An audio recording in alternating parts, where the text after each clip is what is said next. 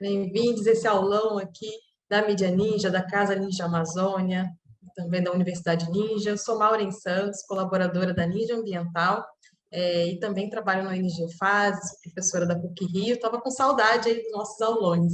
Então, a gente convida todo mundo que está chegando agora para se apresentar aqui no chat, para a gente poder conhecer quem está aqui e também colocando nome, cidade, de onde que é. E daqui a pouco a Raíssa também vai falar para vocês algumas novidades, e eu vou apresentar aqui quem está com a gente, quem nossos profs, nossa prof de hoje. Então, Raíssa, antes da gente começar, boa noite. Fala um pouquinho para a gente aí o que tem de novidade. Boa noite, gente. É sempre um prazer participar aqui dos nossos aulões, a gente realizar esse encontro. A gente tem realizado esses aulões desde o início do ano, se não me engano é o 8º ou 9º que a gente já faz, e a gente tem sempre falado aí sobre os temas e ameaças socioambientais que tem no Congresso Nacional e trazido um pouco mais de informação sobre essas ameaças para a gente seguir se informando, tá consciente do que está sendo debatido no Congresso Nacional e fazer para a gente fazer pressão também para não deixar que esses retrocessos passem por aí. E aí, a partir disso, a gente criou também uma comunidade, a pressão socioambiental, onde a gente tem aí, sempre que tem um tuitaço, tem uma ação, a gente vai ali sempre se atualizando, conversando, passando os informes para todo mundo. Essa semana, por exemplo, passada, a gente estava todo mundo atento na votação no marco temporal, a gente está agora com esse projeto em tramitação e a gente vai falar um pouco mais sobre ele hoje. E eu vou deixar aqui no bate-papo para vocês o link desse chat, para quem quiser entrar, chama Comunidade de Pressão Socioambiental, que é onde que a gente faz essas conversas depois, e a gente segue em contato depois dos aulões. Então, gente, é isso, vou voltar aqui para a Maureen, para ela seguir apresentando, falando um pouco mais sobre a aula de hoje. Daqui a pouco a gente começa. Mais uma vez, muito obrigada a todo mundo que veio aqui, que está participando com a gente hoje.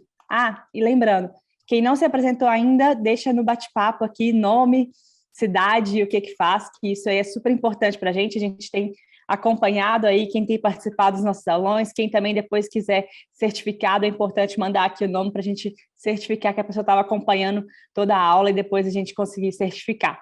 É isso, gente. Muito obrigada e boa noite. Obrigada, Raíssa. Então, gente, o aulão de hoje é sobre o PL 5822, que ele propõe a alteração da Lei 9.985 do ano 2000, que trata da criação das unidades de conservação de uso sustentável, os NUC, do tipo Floresta Nacional, mas que entra, na verdade, a reserva extrativista. Daqui a pouco a Sueli e o Jabas vão falar para a gente. Ele é de autoria do deputado delegado Éder Mauro, do PSD do Pará, e ele pretende permitir o garimpo em florestas nacionais e também reservas extrativistas, legalizando essa prática que é totalmente legal. Então, o garimpo a gente sabe que ele destrói, né? Onde tem atuação de garimpo, com desmatamento, assoreamento, desvio de rios, poluição, uso do mercúrio, utilização, que é utilizado, né, na extração de ouro e outros minérios. Então, permitir que esse tipo de ação seja realizada também é permitir não só a destruição desses ecossistemas, mas também em relação ao impacto que isso vai ter nos modos de vida das populações que vivem, né, nas reservas extrativistas. Então, esse aulão também é organizado pela Casa Ninja Amazônia, a Universidade Ninja, e em parceria hoje com o Comitê Nacional em Defesa dos Territórios frente à mineração, que a gente está muito feliz aí hoje com essa parceria. Então, tem vários companheiros e companheiras do comitê aqui, estou feliz de encontrar vocês. E esses aulões, eles fazem parte de uma série que a gente começou no início desse ano, focando, né, nas pautas centrais do debate ambiental que estão rolando no Congresso Nacional. Então, a gente já teve aulão, assim, alguns ciclos, né, ligados à questão da grilagem, depois do licenciamento. A gente já teve aulão que falou sobre políticas como Adote um Parque de privatização das florestas. E agora a gente está falando desse aulão em relação ao garimpo e as reservas. Todos os aulões anteriores, eles estão disponíveis no canal da Mídia Ninja no YouTube. E no aulão de hoje, a gente tem com a gente o Jarbas da Silva do MAN, Movimento pela Soberania Popular na Mineração, e também do comitê. E a Sueli Araújo, que é do Observatório do Clima, né? A Sueli, ela é especialista sênior em políticas públicas do Observatório do Clima e é ex-presidente do IBAMA. E cada um vai ter um tempo aí para apresentar essa aula do dia de hoje, tá? E aí, como é que é o formato, né? Imagino que tem alguns aqui que seja a primeira vez que estão participando do aulão. Vai ter as exposições, E, enquanto isso, vocês podem ir colocando no chat perguntas, comentários, que eu vou juntando tudo isso, e assim que terminar as primeiras exposições, tanto da Sueli quanto do Jarbas, eu vou repassando para eles. Infelizmente, a gente não tem como abrir o microfone para todo mundo, mas a gente vai recolhendo ali no chat as perguntas e comentários e vai repassando para os nossos profs de hoje, tá bom? Então, agora, sem mais delongas, eu vou chamar o Jarbas Vieira da Silva, que é da Direção Nacional do MAN, como eu falei, também do Comitê Nacional de Defesa dos Territórios frente à mineração. Ele vai falar sobre as questões mais gerais do governo Bolsonaro, sobre mineração e garimpo, e essas propostas, né, que o governo vem apontando, que estão trazendo essa direção aí do caos, né, Jarbas, em relação às políticas e também as possibilidades aí do que tinha, né, de propostas alternativas aí frente a esse modelo. Obrigada, Jarbas. Quando estiver faltando 5 minutinhos, eu te aviso. Certinho, Malvin. Muito obrigado. Boa noite, companheiras e companheiros, né? Assim, primeiramente é um prazer, né, estar aqui com todos e todas que estão se despendendo do seu tempo, né? Assim, numa quinta-feira, no horário desse, para a gente discutir uma questão que não é um debate geral que está colocado na sociedade, né? Somente quem está na pauta ou quem tem interesse que se disponibiliza do tempo para escutar e estar junto aqui conosco, né? Então, acho que isso, primeiro, é uma questão muito importante e saudar todo mundo que está aqui dentro dessa sala para a gente fazer esse debate que eu acredito que vai ser muito rico e valoroso. A segunda questão é agradecer, né, ao Mídia Ninja, ao Mídia Ninja Amazônica, né, por ter disponibilizado esse espaço, né, para a gente fazer esse debate. A nossa parceria do comitê, né, que eu sou do MAN, mas cumpro uma tarefa também dentro da Secretaria do Comitê Nacional em Defesa do Território frente à mineração, e a nossa relação do comitê com o Mídia Ninja, né, não é a partir de hoje, né, já tem uma relação histórica, na construção de documentários, de vídeos, na construção de imagens, né? Enfim, a Mídia Ninja assim, esteve desde 2013, né, que quando surge o comitê, esteve sempre junto conosco em algumas pautas muito estratégicas, em algumas ações estratégicas, né, dentro da Câmara, enfim, que tivemos companheiros e companheiras que foram detidos, né? Enfim, e sempre esteve junto conosco, contribuiu com a construção do documentário do Enquanto o Trem Não Passa, né? Que é um documentário de 2013, mas segue totalmente atualíssimo, né? A Mídia Ninja teve uma atuação e um acompanhamento muito junto, né? Muito presente. Eu acho que isso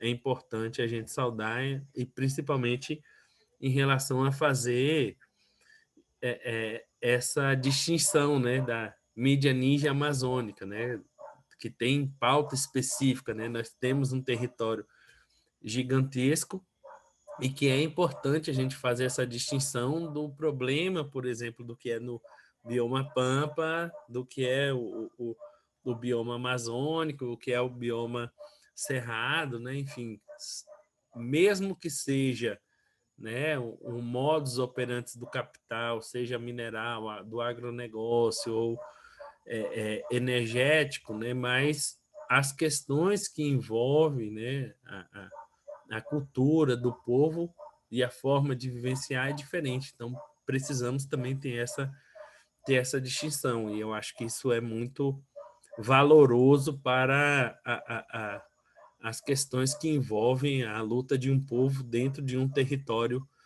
específico, né?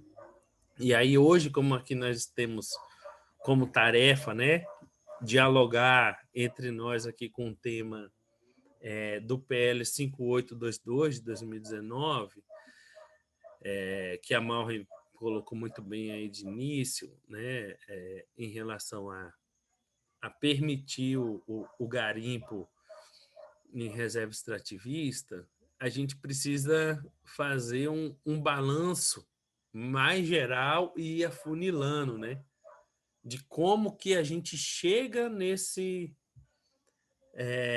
patamar, nessa proposta do 5822, né?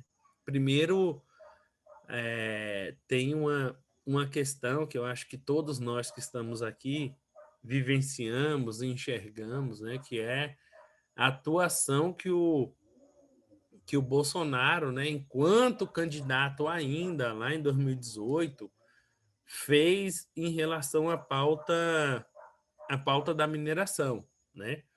Colocando que o nióbio era a saída estratégica, né? Colocando que terras indígenas, a demarcação de terras indígenas e de terras quilombolas era um problema para o avanço e a consolidação da mineração, que iria, porque esse setor, né, é o que vai retirar a economia brasileira da crise que se encontrava, né? E a gente viu e a gente sabe que isso é um equívoco, né? A relação que ele tentou e tenta ainda construir de identidade com esse setor garimpeiro, né? A partir do momento que ele faz discursos de que ele tem uma bateia no fundo do carro, né?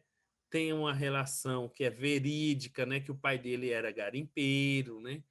Então, ele tenta utilizar desses subterfúgios, né, para tentar organizar uma base, né, uma base social de apoio ao governo, que, de certa maneira, também implica diretamente as populações que estão nos territórios, né, seja ela indígena, quilombola, né.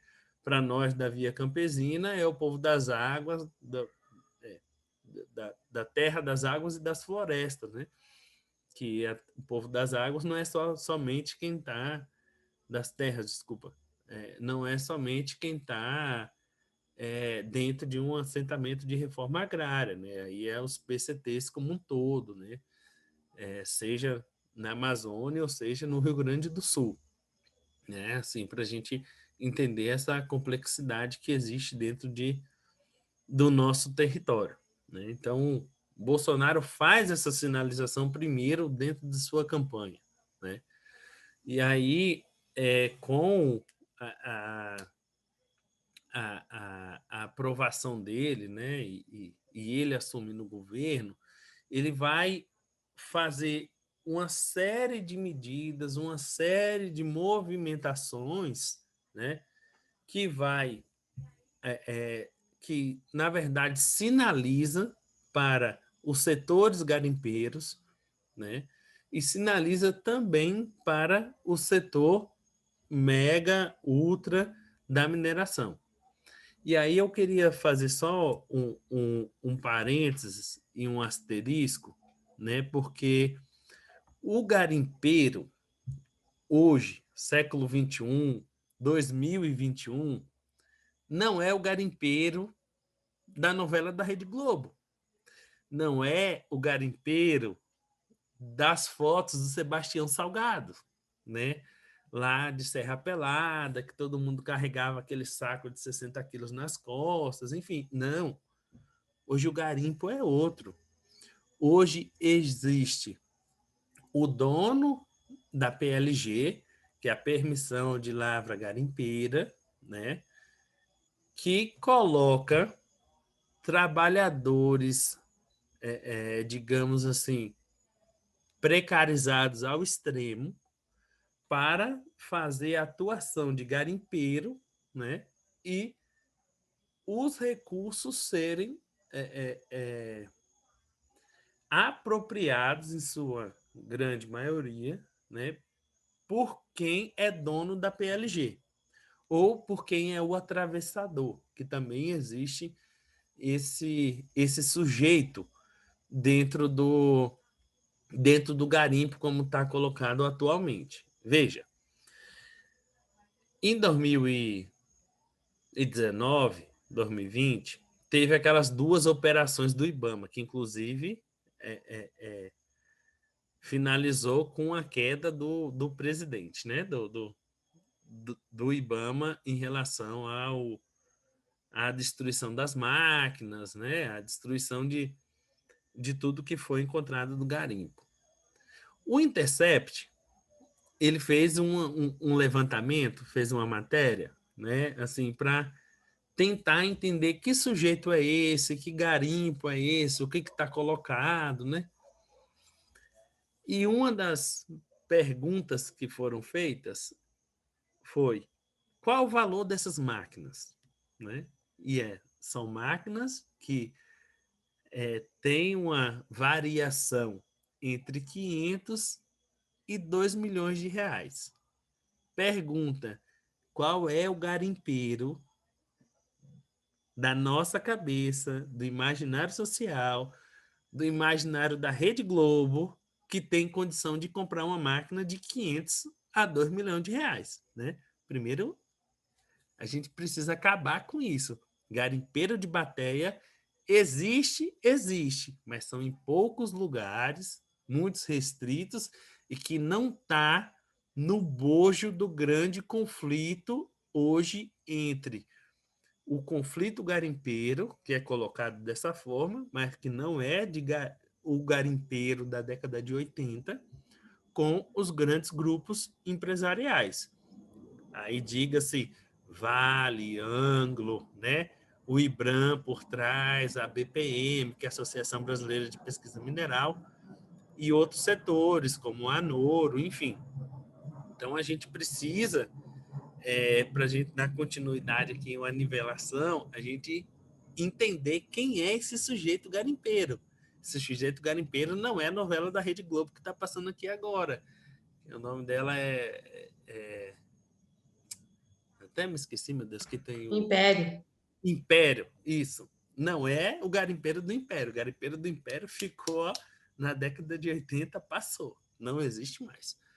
Hoje são sujeitos que têm uma permissão de lava garimpeira ou não, né? Por isso que chama garimpo legal, mas que contratam garimpeiros clássicos, né?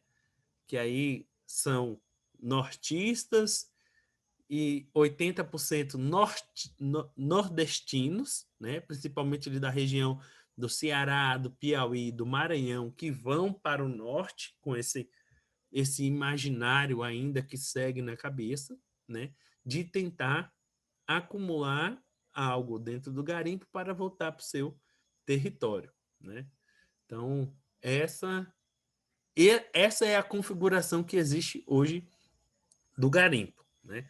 E aí o Bolsonaro, né, fez muito bem essa campanha de tentar construir uma identidade não com os donos da PLG, né, ou com os donos do garimpo, mas com esse setor de trabalhadores garimpeiros, né? Isso a gente não pode negar que aconteceu e está acontecendo, tanto que as mobilizações no estado do Pará hoje reverberam muito essa situação. Quando a gente olha para os sujeitos, né, o perfil dos sujeitos que estão em mobilização, fechando BR, fazendo trancaço, né, a gente vê nitidamente que é um setor pauperizado da classe trabalhadora que, em momentos de crise, avançam para essa atividade econômica, né? Que é o garimpo. Bom, fechando esse parênteses aí de quem é o sujeito garimpeiro hoje, né? E a gente sabe que nós estamos falando garimpeiro, mas é um grupo econômico mais abastado, né? O governo Bolsonaro ele construiu uma série de medidas, né? Além dessa questão da campanha que foi colocada, mas ele tentou efetivar nesses 3 anos de governo o que ele apontou, o que ele sinalizou para a pauta da mineração, né? Primeiro, né, nós tivemos a criação do GT Garimpo, um grupo de trabalho interministerial para tomar conta especificamente do garimpo, né? Foi criado ali em meados de setembro de 2019, né? Não, desculpa. Meados de setembro de 2019, finaliza o trabalho em setembro, outubro de 2020, né? Porém, somente no início de 2021 que é publicizado o relatório que foi construído a partir desse trabalho, né?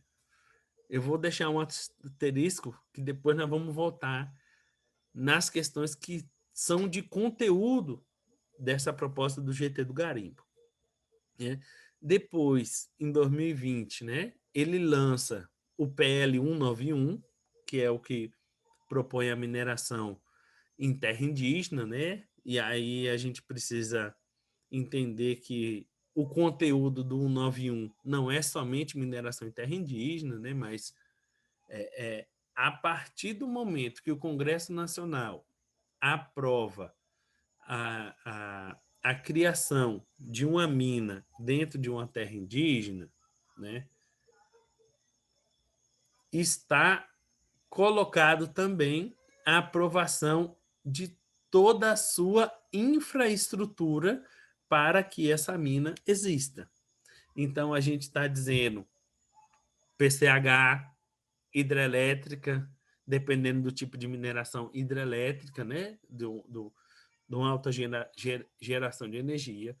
A gente está dizendo estrada, a gente está dizendo ferrovia e a gente está dizendo porto, né? E o que a gente chama, né, dentro do comitê, os modais, né, de escoação do minério, eles estariam atrelados à aprovação da mina. Aprovou a mina, não precisa de licenciamento para essas outras questões que são estruturais para a mineração acontecer. Então, o PL 191 é pior do que a gente já imaginou em relação à permissão de mineração em terra indígena, né? Porque ele, por rebordosa, ele permite, sem o licenciamento, essas outras estruturas, né, que são necessárias para a mineração acontecer. Esse é o PL 191, que a Sexta Câmara já disse que seria contra, né? O Rodrigo Maia segurou por algum tempo ali a discussão e a votação do 191, e me parece que para esse próximo período é a próxima pauta de ataque às áreas protegidas pela Constituição de 88, que ainda são limites para o avanço do capital mineral dentro dos territórios, né? Charba, 5 minutinhos. Já? Gente? Já. E aí a gente pensa que 2022, o ano que vem, são ano de eleições. Então, a gente, para a lógica do governo, precisa construir uma política agora de retorno, né, econômico para quem financiou e garantiu o seu governo, né? Bom, para a gente ir avançando aqui, já que eu tenho só 5 minutos, temos algumas questões em relação ao 5822, que aí a Sueli vai aprofundar mais nas questões da tramitação, Resex, Flona, tal, que são os interessados, né? Quais são as questões que estão colocadas com essa proposta do 5822, 2019? Bom, primeiro, voltemos aqui ao GT interministerial do garimpo.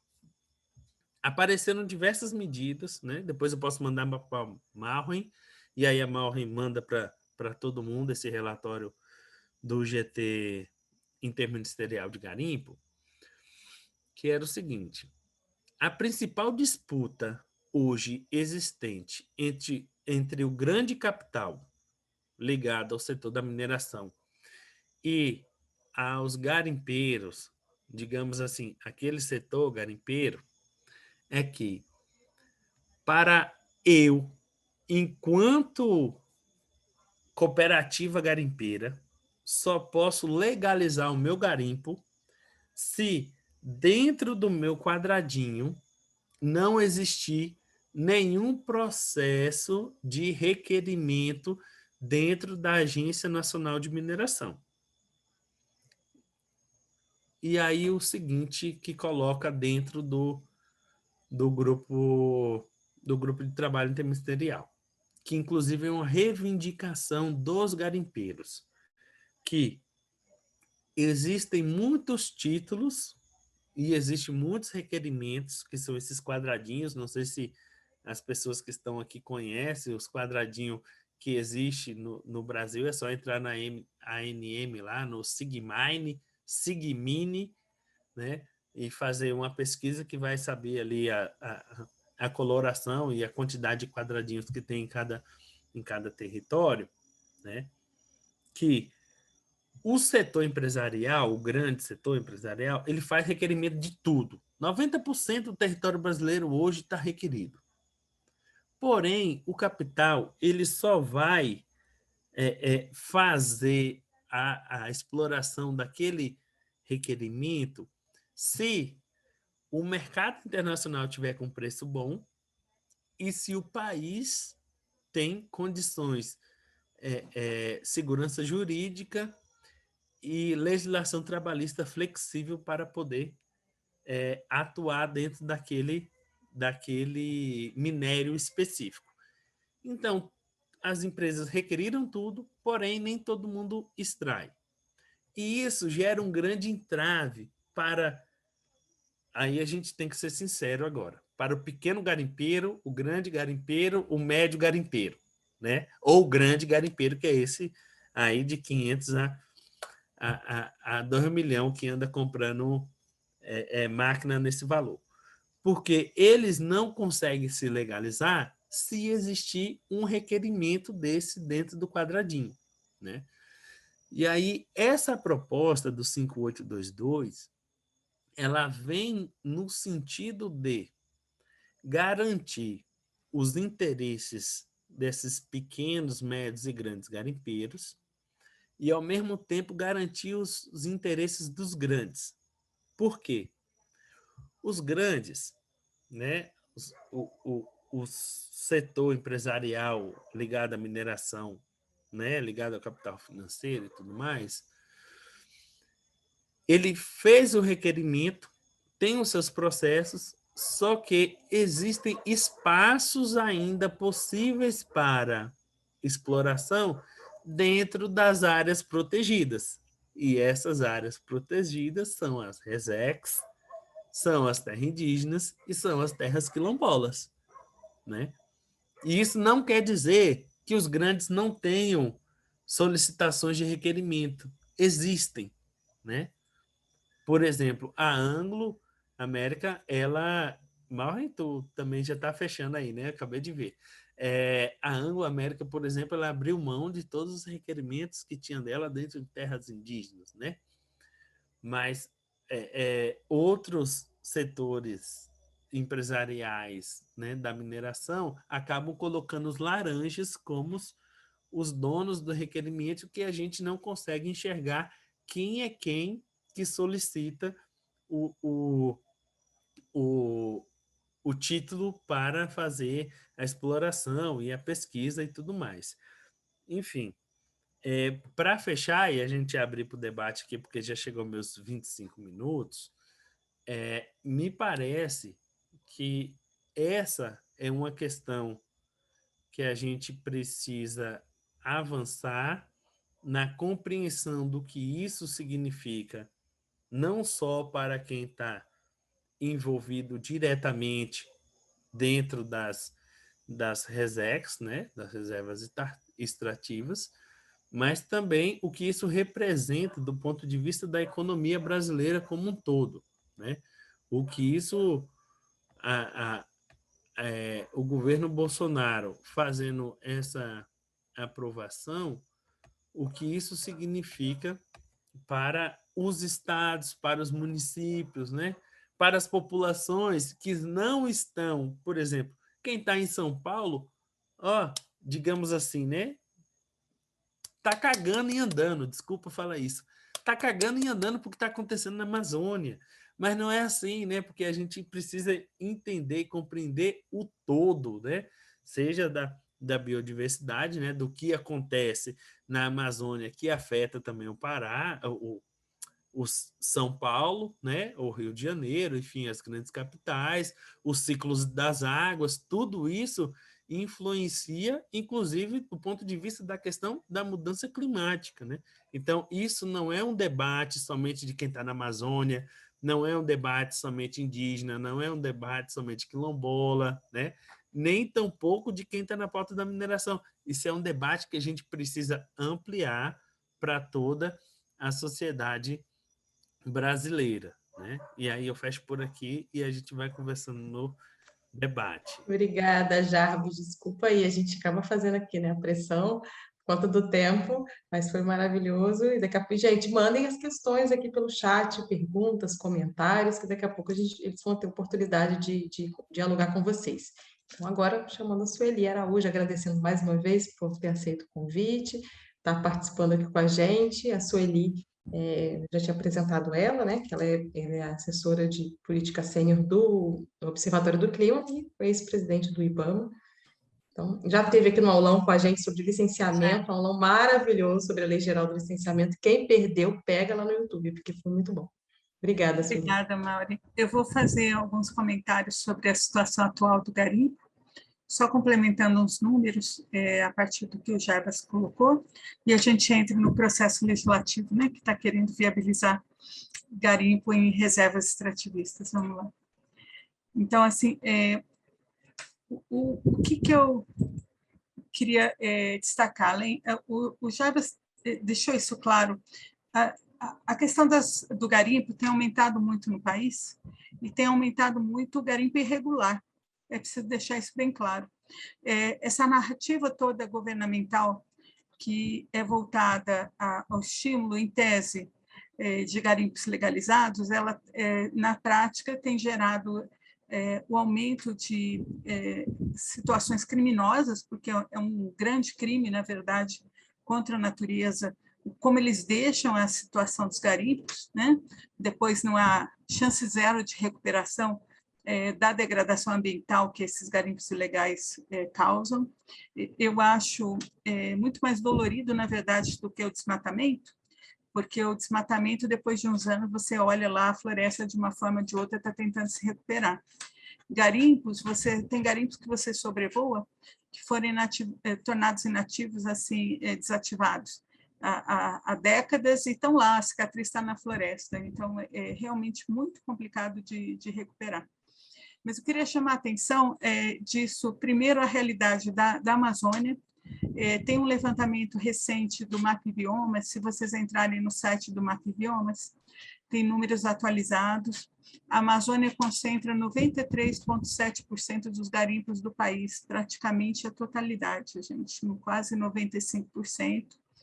Entre 85 e 2020, a área minerada em todo o Brasil cresceu 6 vezes. Em 2020, 3 de 4 hectares minerados no país estavam na Amazônia. Então, essa expansão está ocorrendo na área florestada, com perdas assim, muito graves em termos do equilíbrio ambiental da floresta, e a Amazônia, o Jarbas chegou a colocar a questão da degradação ambiental, porque começa pelo desmatamento, né? Depois você vai lá e revolve todo o solo com aquelas máquinas que custam mais de R$500 mil. Então, não é pobre que está fazendo isso, não é pessoal que precisa, que está gerenciando por si próprio aquela exploração. Na verdade, tem dinheiro do crime financiando tudo aquilo, e muitos garimpos, na verdade, quando você faz as operações de fiscalização, você encontra trabalho escravo. Então, não é esse tipo de empreendimento que vai solucionar os problemas da população de baixa renda, como o presidente Bolsonaro vive tentando quando ele dá o apoio ao garimpo, ele coloca isso como uma alternativa de geração de renda, na verdade. E não, seja no garimpo legal e no ilegal, eu acho que não é essa atividade que vai gerar riqueza para a Amazônia, já que nós estamos falando de empreendimentos que estão ocorrendo, se é que podem ser chamados de empreendimentos que estão ocorrendo principalmente na Amazônia. E o crescimento, e aí já chamando para o tema do projeto de lei, o crescimento de tudo isso está muito dos irregulares, né, em terras indígenas e em unidades de conservação da natureza. Então, essas áreas que têm proteção especial pela legislação estão sendo invadidas e ocupadas, na verdade, às vezes com grandes extensões de garimpo. Em algumas terras indígenas são realmente grandes. No território Kayapó, são 7.600 hectares ocupados por garimpo. Olha o tamanho. No território, isso no Pará. Pará ainda, Munduruku, 1.592 hectares de garimpo. No Amazonas, a terra Yanomami, 414 hectares. Mas olha o garimpo na terra Kayapó, 7.602 hectares. São dados do Mapa e Biomas, né? Então, o poder público ele é omisso, não é omisso só no governo Bolsonaro, no caso dos Kayapós, tem garimpo irregular já tem anos, mas tudo isso está piorando e está aumentando a área ocupada pelo garimpo irregular, né? Então, assim, eu queria assim, principalmente chamar a atenção para a Amazônia, para a dimensão de tudo isso, né? E para a característica de ilegalidade, porque quem faz garimpo ilegal não faz recuperação daquilo. Ele não pede nem autorização para a supressão de vegetação, que é a primeira etapa, antes de sair cavando, né? Então, ele já desmata e sai cavando, né?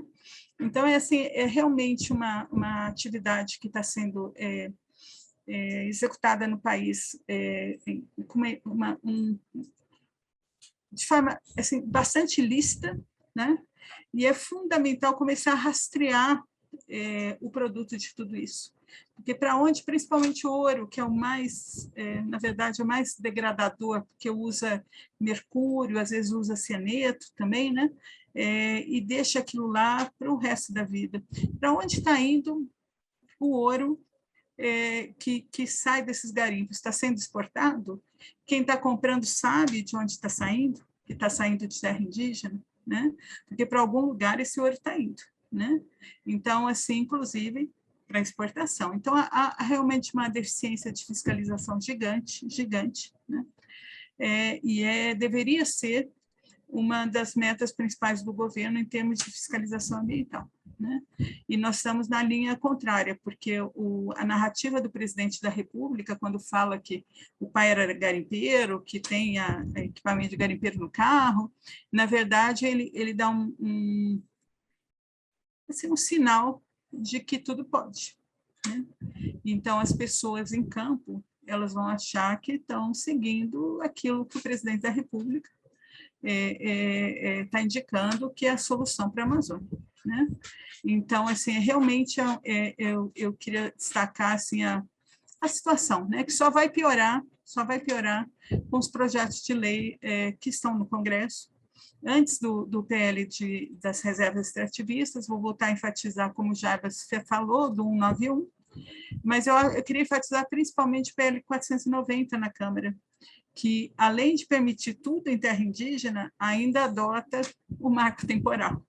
Então, agora, com a omissão do Supremo em decidir sobre isso, tem uma chance grande dos parlamentares votarem o PL 490, e ele também traz a possibilidade de fazer o que quiser em terra indígena, não liberou geral. Então, é isso, assim, como introdução, mas vamos lá para o projeto de lei que fala das reservas extrativistas. Eu vou diminuir aqui, porque eu coloquei o PL para ler para vocês. É um projeto de lei de 2019, do deputado delegado Éder Mauro. Ele tinha um erro no seu conteúdo, porque ele falava na sua ementa é aquele resuminho do projeto de lei, que fica assim, logo depois do número do projeto, embaixo, é a descrição, né, do que o projeto de lei faz. E ele falava em lavras viabilizar, acrescenta a redação à Lei 9985, que é a Lei do Sistema Nacional de Unidades de Conservação, o SNUC, né? Para viabilizar o licenciamento ambiental de lavras garimpeiras de pequeno porte em unidades de conservação sustentável do tipo Floresta Nacional, FLONA. Tá? E aí, na hora de fazer o projeto, ele errou e botou a alteração no artigo das reservas extrativistas, que é o artigo 18 da lei do SNUC. Eu vou até abrir ela aqui também. Vou ler para vocês. O artigo 18 começa: a reserva extrativista é uma área utilizada, é o artigo que descreve as reservas extrativistas. Então, ele falou que ia mexer em FLONA e mexeu em reservas extrativistas. Em FLONA, gente, aquelas em que as minerações já existiam anteriormente à lei do SNUC. A lei do SNUC é de 2006, acho que é. Estou velha, estou esquecendo os anos das leis. Vamos lá. Não, 2000. É a Lei 9985 de 2000. Aquelas que existiam, que tinham mineração, as FLONAs que tinham mineração antes da lei de 2000, elas continuam a ter. É o caso da Floresta Nacional dos Carajás, que tem muita mineração, né? Mas é uma mineração assim, licenciada, controlada, né? Hoje você tem a exploração em Carajás, por exemplo, a S11D, é a maior mina de ferro do mundo. Tá? Mas quem visita, ela é toda controlada, não tem lagoa de rejeitos, não tem caminhão na área de mina, não tem gente na área de mina, é toda mecanizada, sabe? Assim, então, assim, existe mineração em algumas FLONAs, tá? De situação anterior à legislação. Em reserva extrativista, isso não, a lei não dá abertura para isso, não. Tá? Então, assim, eu pessoalmente acho que não deveria abrir nem para o pequeno garimpo em reserva extrativista. Por quê, gente? Porque mesmo o pequeno garimpeiro, as cooperativas de pequenos garimpeiros, elas não vão ter condição de fazer a recuperação ambiental daquilo tudo. E a reserva extrativista, por definição, ela é uma área com atributos especiais que tem que ser preservados. Não tem cooperativa de garimpeiro que vai conseguir recuperar, porque tudo isso custa caro. Então, assim, eu não estou falando que não pode ter empreendimentos com cooperativas de garimpeiro. O que eu estou falando é que eles não devem estar em áreas sensíveis, ambientalmente sensíveis. Aliás, socioambientalmente sensíveis, porque Resex tem população tradicional trabalhando. Né? Então, esses garimpos vão atrapalhar, por exemplo, a questão de coleta de castanha, podem atrapalhar agrofloresta, pode atrapalhar a questão da borracha, tem um monte de coisa que se faz em Resex que tem a ver com a floresta em pé.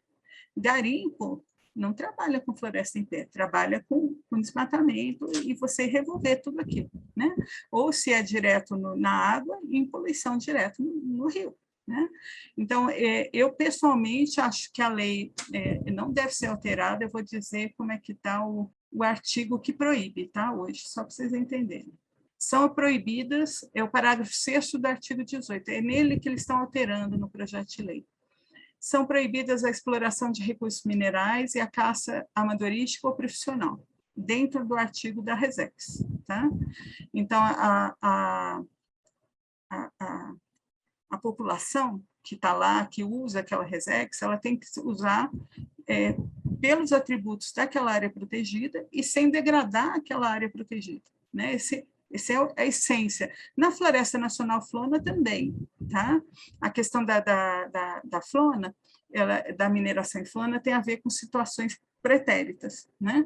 Mas vamos lá ver o que aconteceu nesse projeto de lei. Ele foi para a Comissão de Minas e Energia, o relator foi o deputado Nereu Crispim, lá do Sul, não, em princípio não é ligado à mineração, pelo menos ninguém sabia que era. Ele fez um substitutivo. O que é um substitutivo, gente? É um emendão. é um emendão que substitui o projeto inteiro, né? É uma emenda que traz um novo texto.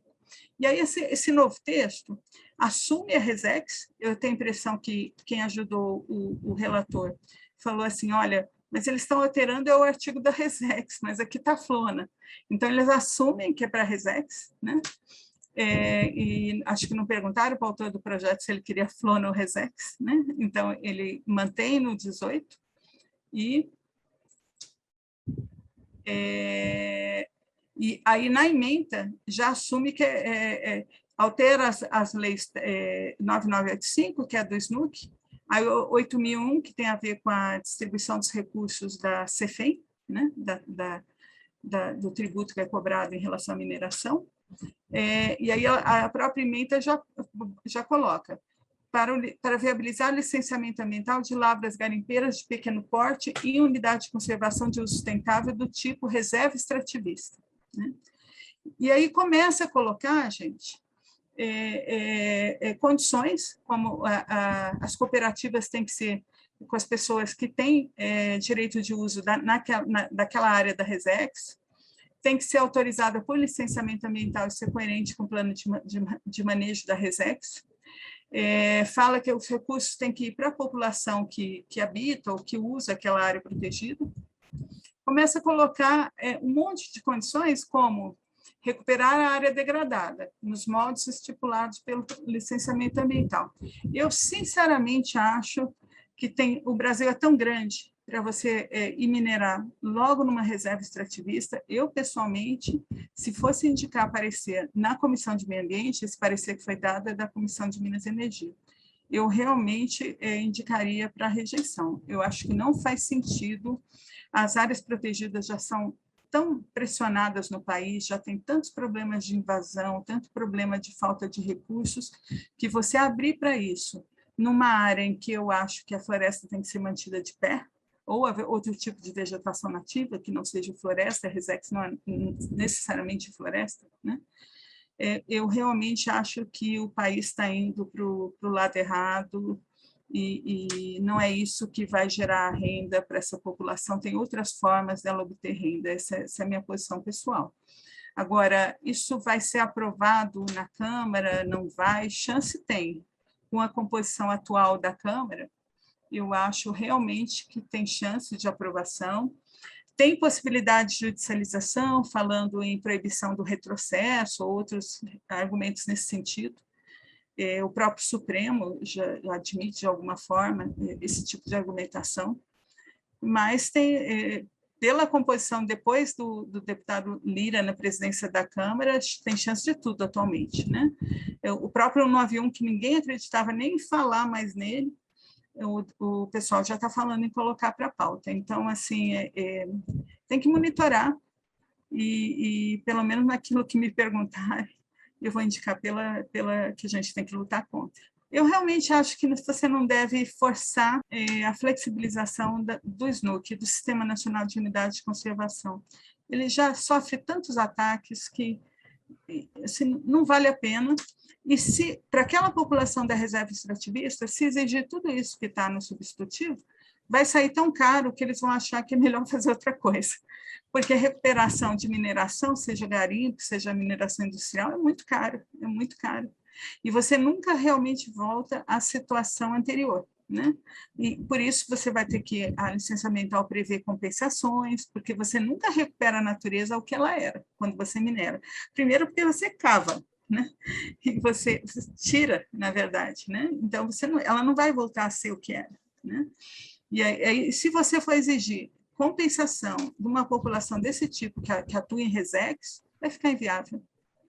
Aí a mineração sai cara demais e não é compatível com o que eles podem fazer.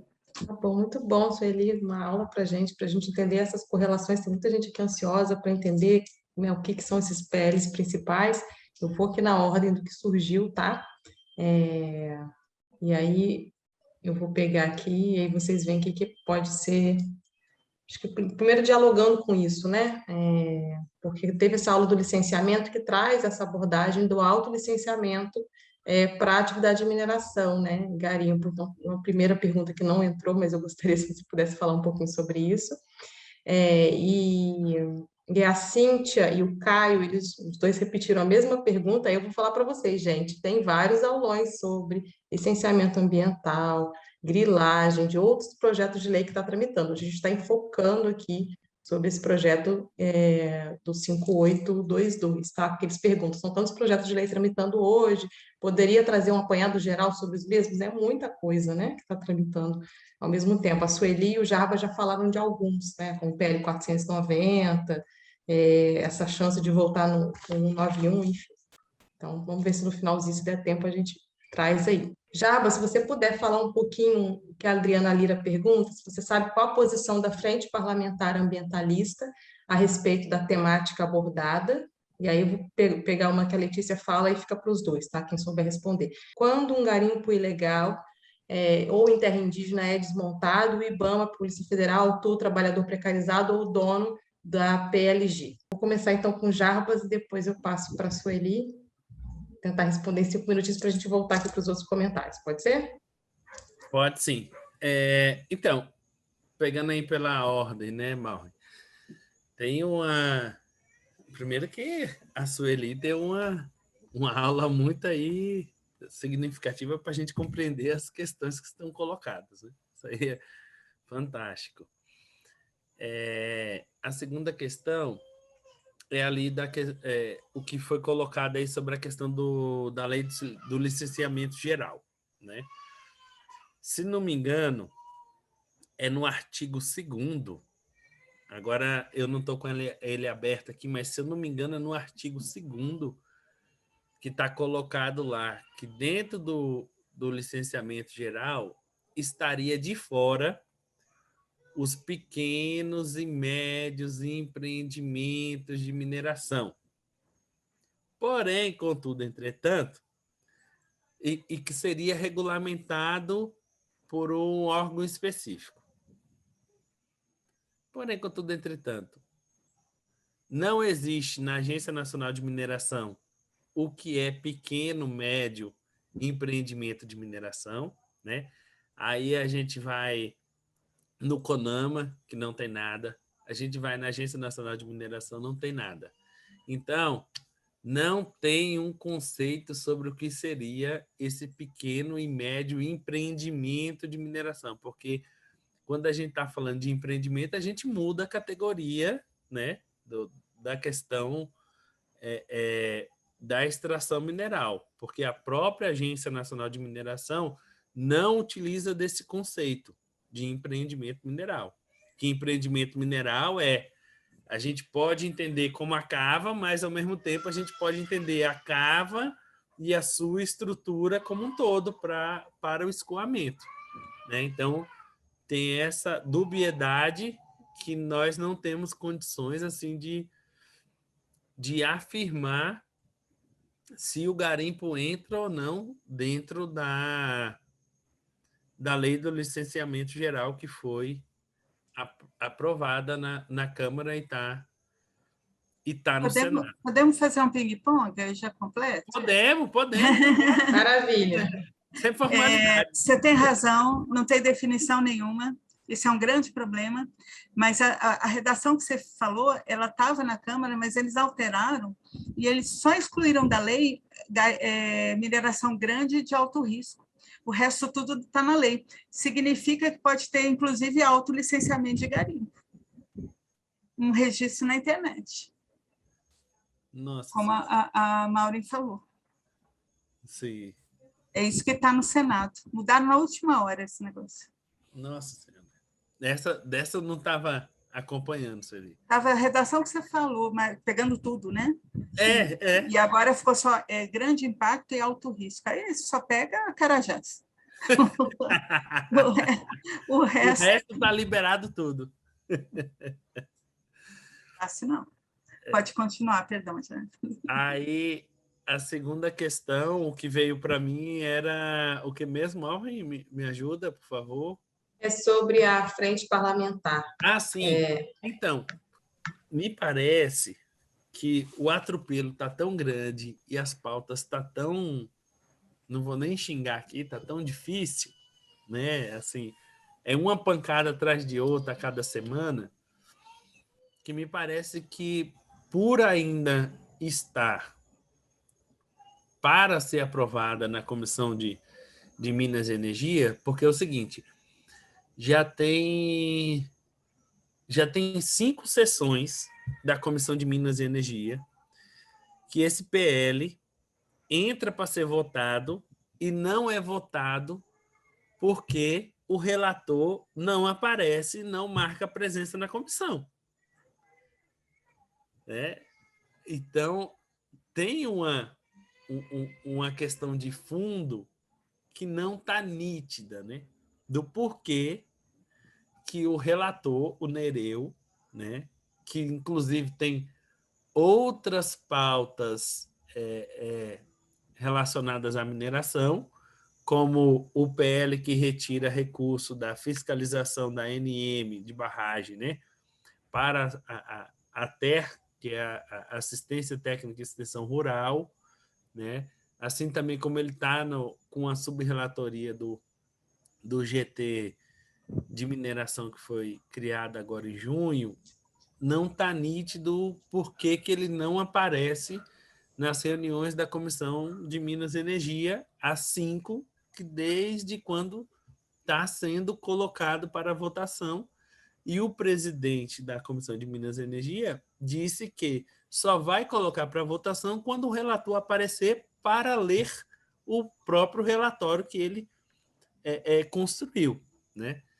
Não sei se é pressão do IBRAM, né, ali, não sei se são outras pressões que não está nítido, né? Mas me parece que o relator está recuando em relação a estar presente para aprovar esse PL dentro da Comissão de Minas e Energia. E aí, dialogando com a pergunta, perante todas as outras pautas, aí, o PL da grilagem, né? Enfim, tudo que a gente já passou aí nesses últimos 3 meses, que tem sido difícil, muito difícil, ainda não entrou no radar, né, do conjunto das organizações, no conjunto dos parlamentares, né, a problemática que esse PL representa, né? Tem, assim, uma questão que talvez nos ajude a ganhar tempo, a aumentar o debate na sociedade, que é que o PL, depois da CME, ele vai para outras 2 comissões. Ele, graças a Deus, Oxalá, Buda, enfim, quem acredita em qualquer outro santo aí, ou santa, né? Ele não vai direto para o plenário depois que aprovar na CME. Ele tem ainda... Então tem um tempinho ainda, né, para mobilizar sobre isso. Isso. Ele ainda tem mais pelo menos 2 comissões, se não me recordo. Me parece que são 2 comissões para tramitar. Então, isso faz com que a gente ganhe tempo e faça com que os debates aconteçam em outras esferas e consiga fazer articulação com diversos grupos de parlamentares. Aí veio a pergunta em relação aos outros projetos, não foi isso, Maureen? Mas vou deixar para a Sueli, então, trazer, para a gente fazer uma bate-bola aqui, pode ser? Pronto, pode ser. Então, gente. Gente, eu vou fazer um resumão, porque tem tanto projeto negativo na pauta ambiental. Tem 5 que a gente está chamando de combo da morte, né? No pessoal, eu coordeno o grupo político do Observatório do Clima, e o Observatório do Clima são 70 organizações, né? E a gente tem um grupo político de acompanhamento de congresso. E aí a gente chama de combo da morte. São 5 projetos de lei, né? O do licenciamento ambiental, que é o número dele na Câmara era 3729 de 2004, e agora no Senado ele virou 2159 de 2021, tem outro número, né? Essa é a Lei Geral do Licenciamento. Esse, gente, assim, eu pessoalmente até falei no outro aulão, defendi lei de licenciamento ambiental a vida inteira, porque o país não tem. É uma legislação meio confusa. Só que hoje eu passo longe. Se alguém falar assim, fica sem lei, eu acho ótimo, porque a lei que está lá no Senado é uma lei do não licenciamento ou do autolicenciamento. Um registro na internet vai virar licença ambiental. Isso não existe em nenhum lugar do mundo. Não existe. Estão implodindo com 40 anos de licenciamento ambiental no país, que o licenciamento foi instituído em nível nacional exatamente há 40 anos, Lei 6938, de 31 de agosto de 1981, fez 40 anos há poucos dias. É um retrocesso de mais de 40 anos, né? Então, tem o licenciamento ambiental, é um processo. Você tem, sobre grilagem, o projeto que foi aprovado na Câmara, 2633, que está no Senado. Só que no Senado tem um muito pior do senador Irajá, que é o 510. Quando o da Câmara já é ruim, porque essa lei de grilagem, qualquer lei de grilagem, esses dois só vão gerar uma lei, né? Eles estão tramitando juntos agora no Senado. Qualquer lei de grilagem é absolutamente desnecessária no país, porque a nossa legislação de regularização já tem o rito flexível para as pequenas ocupações, de até 4 módulos fiscais. Tá? Isso significa, na Amazônia, às vezes, 400 hectares, gente.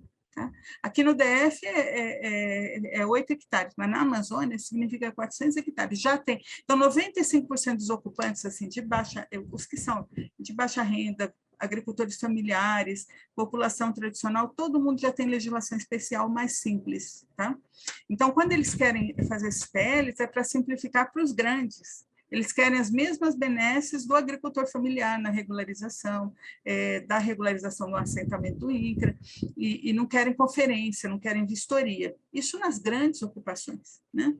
E o texto do senador Irajá é bem pior nesse sentido do que o texto da Câmara, as áreas são muito maiores, e ele beneficia ocupações mais recentes também. Então, são 2 de grilagem, 1 de licenciamento, e de terras indígenas, o 191 e o 490, que eu mencionei já.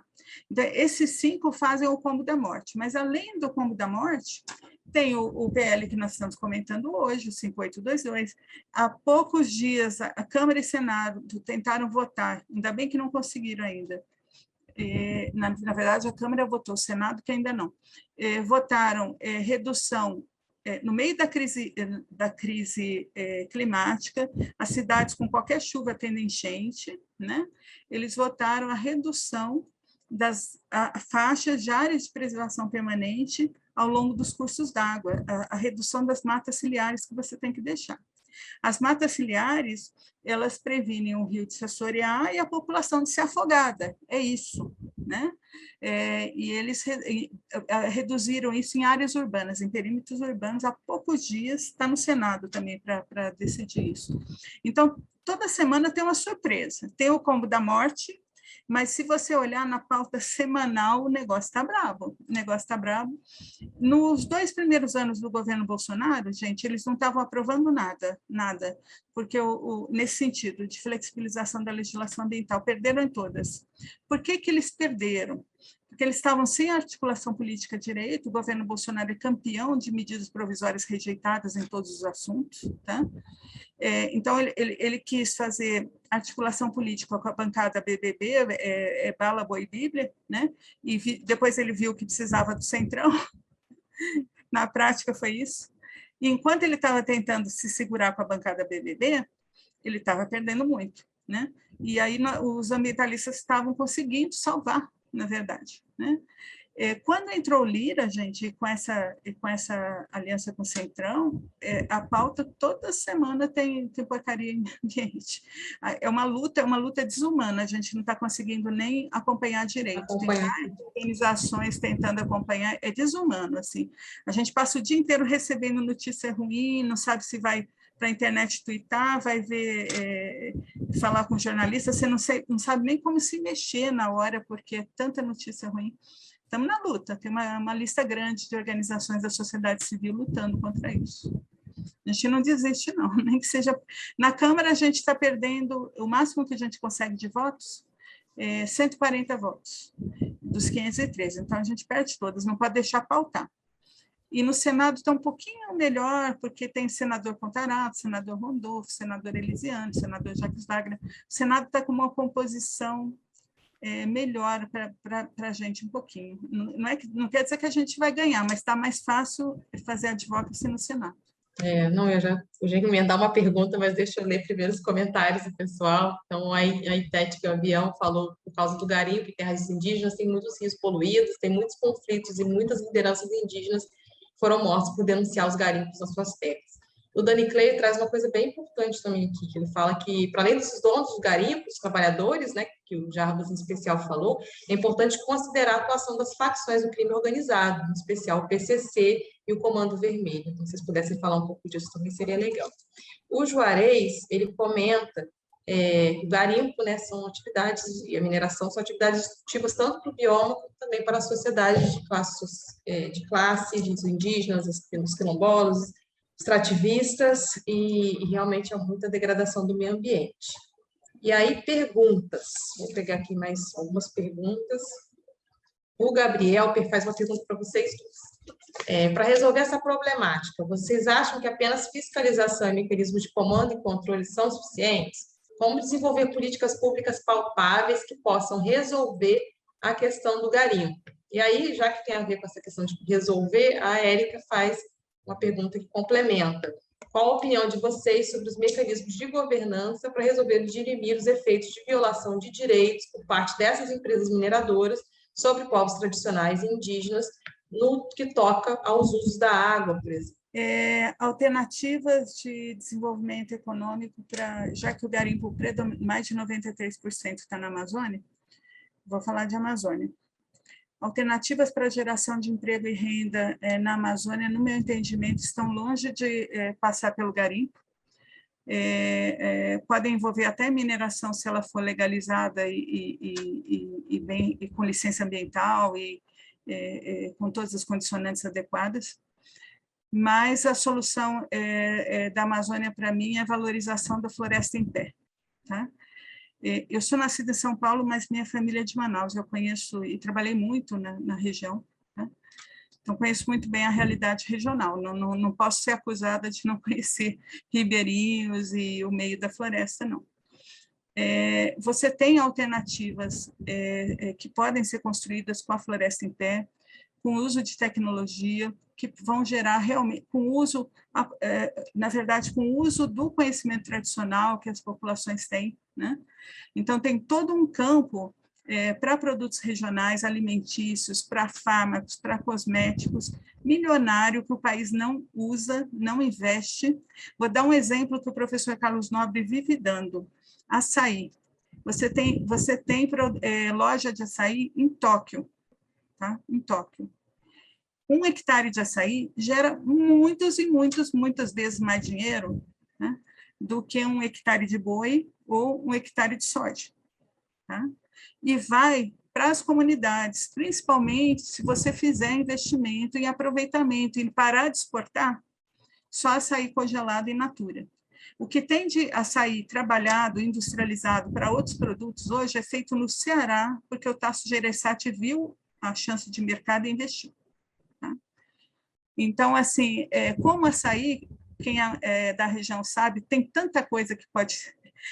Tem tantos frutos maravilhosos que poderiam ter o mesmo mercado, gente, com a mesma característica do açaí, porque açaí, na região norte, não sei se todo mundo sabe, mãe dá para a criança substituindo o leite materno, é um negócio tão forte, que se aprende a tomar, eles não botam açúcar, né? Eles comem diferente da gente, botam farinha, mas não açúcar. Você aprende a tomar bebê, né? Então, tem muitas alternativas. Você tem... da perfumaria, perfumes caríssimos, tem um da linha Chanel, eu não sei os números, porque eu não ligo muito para isso, mas que é produzido a partir de uma planta da Amazônia. Você tem medicamentos importantes, tanto para anestesia, para coração, que são produzidos a partir de princípios ativos de plantas amazônicas. Então, você tem um caminho enorme para deixar a floresta quieta e aproveitar aquilo como ela deve ser, porque aí ela vai fazer os serviços ambientais que a floresta tem que fazer, né? Então, toda a umidade do Centro-Sul, por exemplo, vem do chamado fenômeno dos rios voadores. A floresta amazônica é uma bomba d'água que, com o vento, bate nos Andes, vem para o centro-sul. Se vocês olharem na mesma latitude no mundo, vão ter vários desertos. E aqui a gente tem o auge do agronegócio aí no centro-oeste e no sudeste do país. Essa umidade vem da Amazônia. Tá? Então, assim, fora a questão climática, aquecimento global e por aí vai, que o Jarbas até falou no começo. Então, assim, o futuro da Amazônia é com a floresta em pé. Tá? Nada me convence que as soluções com o olhar dos 50 anos atrás, que essa é a cabeça do presidente da República, vão resolver a vida dos amazônicos. Então, complementando aí a fala da Sueli, nós temos um debate que está muito ligado em relação aos municípios que já têm mineração, mas que também precisa ser conversado e dialogado com os municípios que não têm mineração e que estão sofrendo com a pressão para a instalação de seus empreendimentos, que é o debate da diversificação econômica, né? Porque é o seguinte, para nós foi muito assim impactante e frustrante, digamos assim, quando rompeu a barragem lá de Fundão, em Mariana, que depois de um mês tínhamos 3, 4 mil pessoas fazendo uma manifestação com um panfletinho: volta Samarco, volta Samarco, volta Samarco. Né? Acompanhei de perto. Eu presidi o Comitê Interfederativo, já. Mariana na veia, assim. E é isso, Eli. O que isso coloca de desafio para a gente? Primeiro, quando se instala uma mineração, acaba todo tipo de economia ali que está colocada dentro do território, né? Sufoca e faz com que os municípios fiquem dependentes daquela atividade, né? Os municípios que estão sofrendo a pressão para a instalação de uma mineração, né, vem aquele discurso de o desenvolvimento, o emprego, né, a cadeia produtiva, que vai gerar indiretamente 15, 20 mil empregos, que a gente sabe que é isso que acontece dentro dos municípios.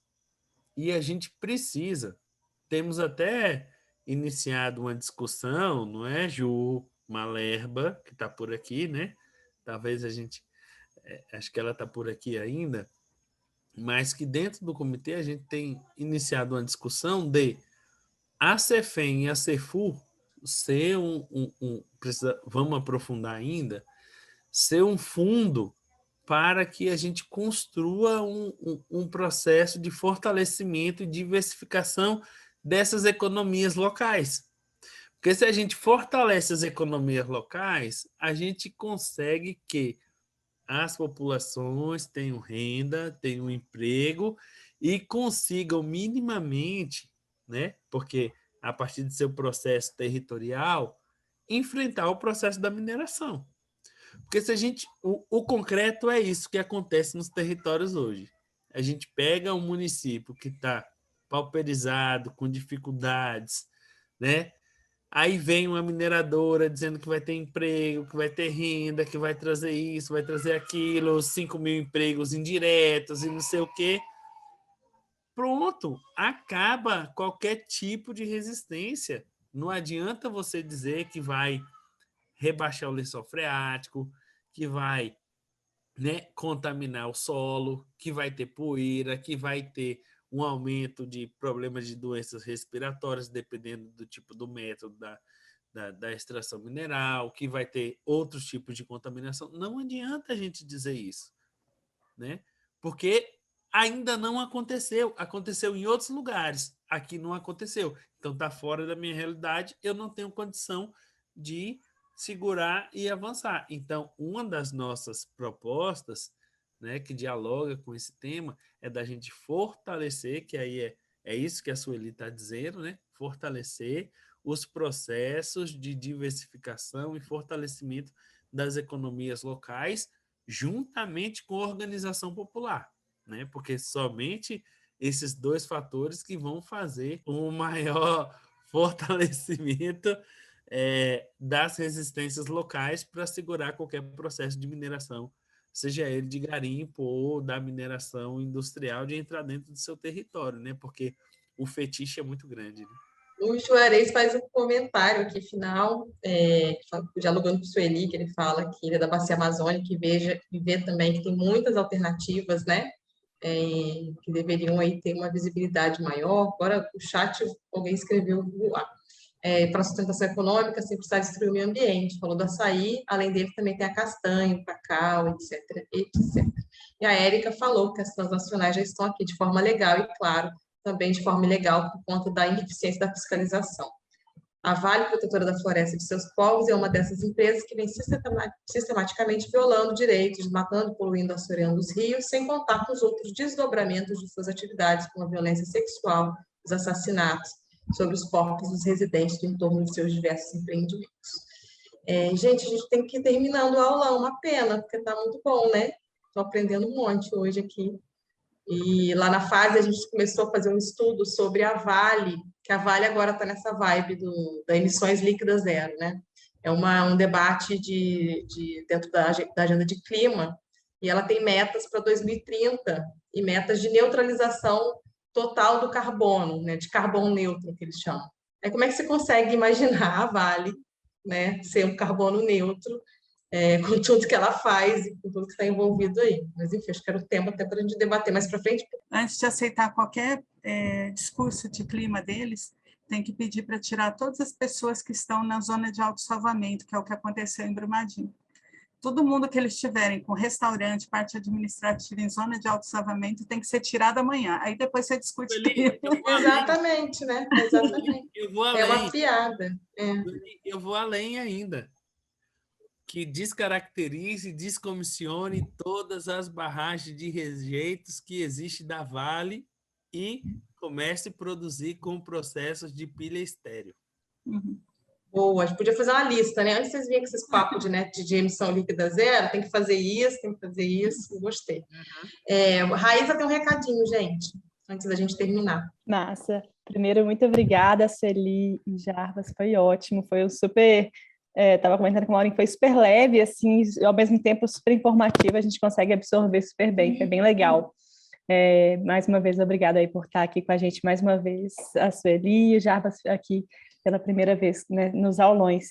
E, gente, eu queria deixar um convite, agora no dia 30, a gente vai fazer o Emergências Amazônia, a gente tem feito esses encontros